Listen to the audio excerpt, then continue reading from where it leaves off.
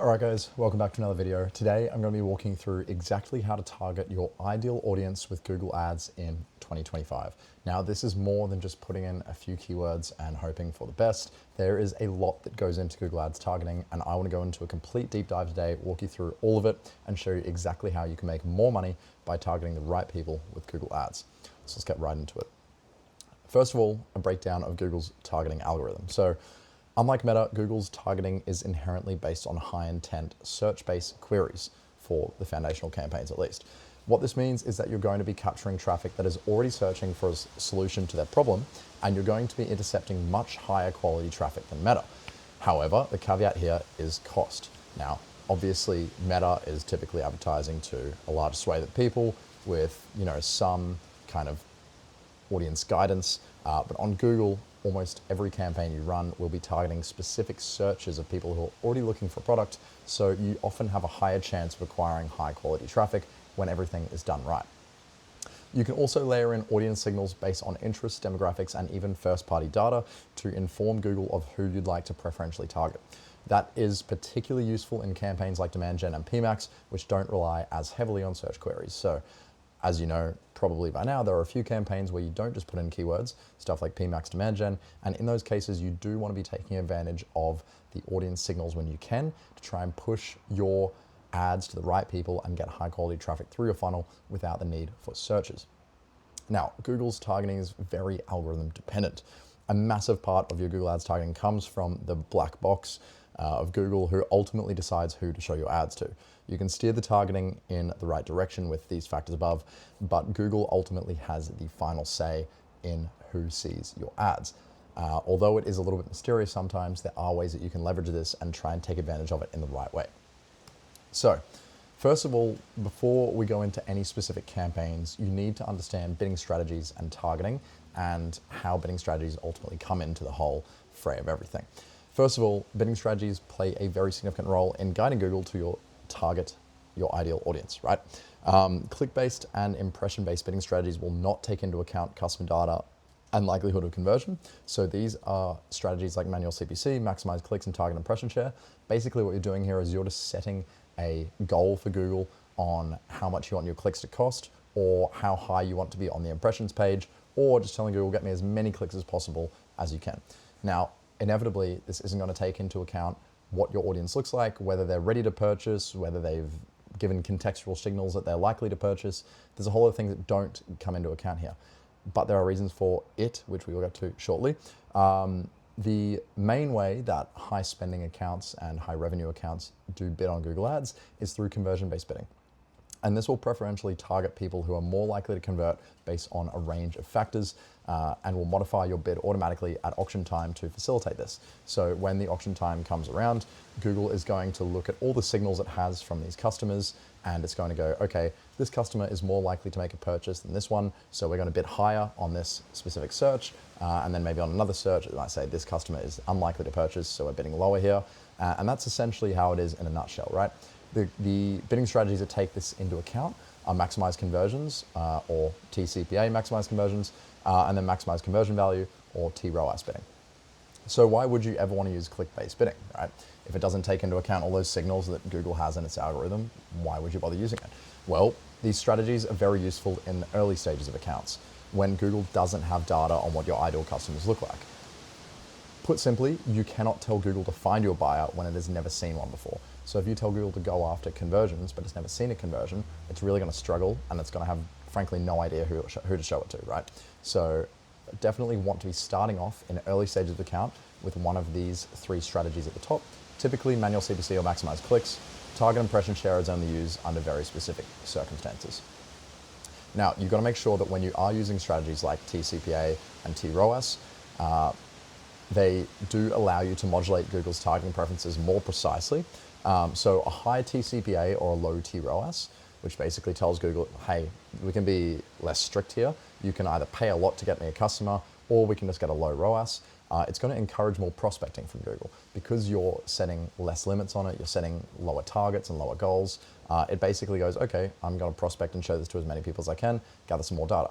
However, if you do set a low TCPA or high TROAS, so now you're setting ambitious goals for Google, it's going to encourage stricter targeting of perceived higher quality audiences. So it's going to show your ads to people who are likely to be higher quality, and it's going to sort of restrict your pool of bidding. Now, there's use cases for both of these scenarios. If you're looking to rapidly scale and expand, you want to be using this more prospecting targeting of a high TCPA and low TROAS. But if you're just trying to maintain a steady ROAS, or you're really just trying to focus on efficiency, then you would be wanting to use a low TCPA or a high TROAS to modulate your targeting there. All right, so when it comes to campaign-specific strategies, we're going to start with the most basic campaign type, which is search. There's two very important things you need to be doing in search campaigns, both theme-based ad groups, keywords, and discerning match types based on account goals. There's match types here, exact match, broad match, phrase match, and then you've got your theme-based ad groups, which I'll walk through in a second. So you need to keep your ad group themes very tight so you can clearly view which groups of keywords perform best for your brand and precisely control your budget allocation between these specific groups. So if you're finding that, in this case, for example, this is a home security company, you can see they have sort of these grouped keyword themes between alarm systems, security systems, doorbells, home alarms, security alarms. All of these kind of bring in a different group of keywords. Although they're all reasonably similar, they're all kind of selling a similar service, except maybe doorbells. They are targeting different groups of keywords that have different potential, right? And there is some overlap, and there can be some overlap between them, but we just want to make sure that we really are grouping them as tightly as possible. That allows us to see, right, if, for example, in this case, alarm systems is getting much more conversion value, or security systems getting much more conversion value than doorbells, for example. It could mean one of two things. It could either mean that doorbells just isn't performing well and you have to have a look at a few more metrics there, or it could mean that you need a new campaign type for doorbells so you can focus more spend towards it preferentially, right? Now, match types. The stricter your match types, the stricter your targeting. So if you want to stay super specific, which I would recommend in early stages of accounts, use exact match, right? If you want to give Google a bit more prospecting freedom once you have conversion data, consider trying out phrase match or even broad match. So exact match is going to match to very tight keywords, search terms very similar to your keywords. So for example, in this case, best home security system might match to number one home security system, right? Or maybe number one home security alarms even. Now, there is obviously a little bit of leeway there, but as soon as you move into phrase match, it can get pretty broad. And then once you get a broad match, it's almost uncapped. A broad match can pretty much match any term with anything else in the industry. So you've got to be really careful when you're using broad match. And I only recommend using it when you have a lot of conversion data in the account and you're using those conversion-based bidding strategies, because Google has a lot more signals to work with, has a lot more freedom with a broad match. And those two typically go well together and allows Google to find the right people. Make sure you are regularly monitoring your search term report and you're adding negative keywords to filter out any low quality traffic. So this is another big thing that a lot of people kind of forget or just overlook, but you do need to use negative keywords to make sure that you're getting the right traffic in, because if you don't use negative keywords, you'll often find that Google just starts to get a little bit more and more broad over time, and you may even have a few keywords or search terms that are really sucking up a lot of spend and just getting you nothing, and those are the kind of ones that you want to negative out with negative keywords. You can also use demographic interests and in-market signals if you're audience targeting in your audience targeting and search campaigns. Generally, this is unnecessary with strict keyword matching because you don't really need to niche down anymore if you have really strict exact match keywords. But it can be useful if you have a product tailored toward a very particular market. So if you're only targeting, for example, really, really high income earners and it's only a suitable product for high income earners, you can target that high income demographic in the USA or a couple other countries too. And potentially, if you're selling a product just for women, you can target the woman demographic there, specific age, et cetera, right? So only use these demographics when you have a product that is pretty much just for one demographic, in search at least. Otherwise, keep it pretty broad because the keywords can do most of the work for you. Alrighty, shopping campaigns. These aren't as straightforward when it comes to optimization, and you need to make sure that you get a few things right so Google can show your ads to the right people. Shopping ads don't have direct keywords. They have product information which Google's algorithm interprets, then delivers your ad based on this interpretation. So these are the main methods through which you can optimize your shopping ad targeting. First of all, an accurate, concise product title and description. This is really, really important. Making sure that Arguably the most important factor, right? It tells Google what your product is and what searches it should show for. So you need to make sure that all the information in your title and your description are completely matched to what your product is, what your benefits are.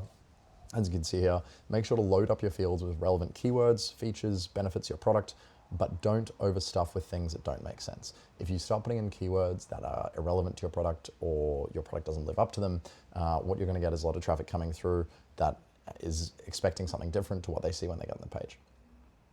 Make sure you're also filling out all additional GMC fields possible. So your Google Merchant Center product information fields like your product category, GTIN, size, color, and everything in there really can genuinely impact your targeting performance. Complete them with as much detail as you can, because the more you fill out, the happier Google will be and the more likely you are to show your products to the right people. Audience signals. You can also use audience signals to once again steer Google in the right direction audience-wise. This strategy tends to be more impactful in shopping campaigns. So once again, right, this is less keyword-based and more kind of intent and kind of Google black box and less specific targeting and shopping, right? So when you use these demographics, audience signals, things like that, it gives you a little bit more opportunity to steer the algorithm in the right direction and just push you towards the better audiences. So probably use it a bit more liberally in these kind of campaigns. First, run your audiences though on observation and review their performance before you shift over to targeting. So there's two options with audiences. You can either do observation audiences or targeting audiences. If you do observation, basically Google just watches these audiences within your campaigns and it determines if they perform better than broad, essentially. And if they do perform better, then you can implement them as a targeting audience and just push your products towards that audience, maybe in a specific campaign, maybe in a specific ad group, whatever you choose to do. All right, negative keywords. These negative keywords will allow you to steer shopping campaigns via subtraction. So use this to your advantage and exclude low-performing audiences and search terms. So if you're finding that you get consistent search terms based on, maybe a specific feature of your product. So if you have an office chair with lumbar support and you find that a lot of your search terms related to lumbar support are just driving low quality, low converting traffic, negative keyword that out, remove it, and just stick to all the other traffic and all the other features, because you're going to get a higher return overall if you get rid of those low performing keywords and search terms. Just make sure that you have significant data. Don't remove stuff too early, because if you remove it too early, then you could be getting rid of a potentially good search term, but it just hasn't converted yet. So only do that once you're getting, up to that 100 click plus range, that you can really start to determine whether the search term or keyword is low performing. All right, PMAX campaigns. PMAX is the least transparent of them all on Google Ads. Essentially, you put in your products and some targeting preferences into Google's black box, and they start delivering your ads. However, there are some targeting hacks that you can deploy under specific circumstances that can boost your performance. So PMAX is hard to work with, but there are some things you can do to try and steer it again in the right direction. Now make sure that in all cases below, you probably will want to exclude branded traffic unless you are looking to run branded traffic in your PMAX. I usually don't recommend it. In some campaigns, some accounts, you can leave a bit of branded traffic in there, but for most cases, you kind of just want to run PMAX on new customer acquisition. Otherwise, it just completely focuses towards branded traffic. So these are the cases and the tips for each stage of the account. Early account stages, so if you're very new, if you're very, very new, you probably shouldn't be using PMAX at all. Only really introduce PMAX when you're getting that 30, 50 conversion mark range, because then you have enough data to inform the algorithm. As you can see here, it's very data reliant. So if you don't have that data, you're not going to get results. But in those early stages, you want to leverage as many signals as you can. You want to be using search themes. So these are examples of search themes here, people searching for specific earrings, specific types of products. You can add these in to steer Google in the right direction. Using audiences, so using in-market segments, demographics, even customer lists, whatever it really takes in the early stages to gather that data. Again, PMAX is so reliant on data, so in those early stages, you want to pull in as much as possible. And if it means adding in all these things to the campaign, which often it helps, I would definitely recommend it. All right, but in later account stages, so once you have some conversion data in the account, you want to be leveraging that conversion data. So you want to reduce your reliance on audience signals. You typically don't need audience signals as much if you have a lot of data in the account, because PMAX now knows who to show your ads to and who to look for. It allows Google to find your ideal customers with conversion-based bidding. So make sure you are using conversion-based bidding. I mean, you don't have a choice in PMAX, but the conversion-based bidding is much more effective in a campaign like this when you have that audience data. Then you've got remarketing campaigns. So if you're trying to run your PMAX with more of a remarketing focus, You can feed in your first-party customer lists of purchases, add to carts, begin checkouts, page viewers, brand name searches, anything that tells Google these people have visited your site and they're interested in your products. Upload that into the campaign. It'll give it more information, more data, more points to work with, and it'll probably steer it more towards your remarketing traffic. Then you've got feed-only campaigns as well. So this is where Google just shows your products in the shopping feed, so it doesn't show them in any other placements. If you remove all assets in your asset group when you're creating the campaign, so when you go click new campaign, PMAX, and when you're setting up an asset group, remove everything, so final URL, headlines, descriptions, everything in there, site links, all that. It'll allow you to launch with just the products and nothing else. And that'll allow you to deliver your ads on shopping placements only. What it typically does is it does increase traffic quality, but it comes at an increased cost. Because you're now running on shopping listings, it's much more expensive than just running on anywhere that Google wants to put you. So you got to sort of walk the line there between cost and traffic quality and make sure that it is optimized and effective. All right, now retargeting. To create any retargeting campaigns, you must first ensure that you are collecting audience data under the Tools Shared Library Audience Manager tab. So in here, this will be automatically collected if you have a functional tracking tag on your website. So if you've got your Google tag set up, this should be automatically collected for your specific events. And you can also upload first-party data customer lists. So if you have lists of past purchases, past add to carts, past begin checkouts, if you have that data, you can re-upload that to Google and you can tell Google, hey, this is what my good customers look like. I want you to show my ads to these people. Now, retargeting with PMAX. You can guide PMAX to retarget, as I mentioned in the previous slide, at a higher rate than its automatic retargeting. So it already does automatic retargeting in pretty much every PMAX campaign. But if you add audiences similar to those listed above, so purchases, add to carts, begin checkouts, page viewers, brand name searches, if you add those into your PMAX campaign, you're much more likely to steer it in the direction of retargeting and push it more towards existing customers, people who already know about you, people who are interested in your products. Now, retargeting with demand gen display is a bit different because you have more control. You can limit these campaign types to almost exclusively retargeting audiences by adding the audiences listed above, so these ones here, under your campaign and ad group settings. So you'll find that usually under ad group settings, you can target specific audiences and specific people. Now, you need to make sure that optimized targeting is disabled to prevent prospecting outside of your targeted audiences. So if you have these targeted audiences you upload, if you turn on optimized targeting, what it does is it shows your ad to people outside of these audiences, which obviously we don't want if the campaign is designed specifically for retargeting. So turn that off, let Google do its thing. If you're finding down the line that your retargeting traffic just isn't enough, you're not getting enough clicks, you're not getting enough impressions, try turning on optimized targeting, see what happens, but definitely don't start with it. So that's everything today on targeting. I hope you found that really helpful. That was an absolute deep dive and pretty much everything there is when it comes to targeting on Google. And these are some of the results you can achieve when you have the right targeting in your account. This is a client of mine who over the last year has made $1 million on Google Ads with only $200,000 in spend, which is a very, very healthy return for them. If you want me to install my entire targeting system into your Google Ads account, feel free to book a call with me using the link in the description.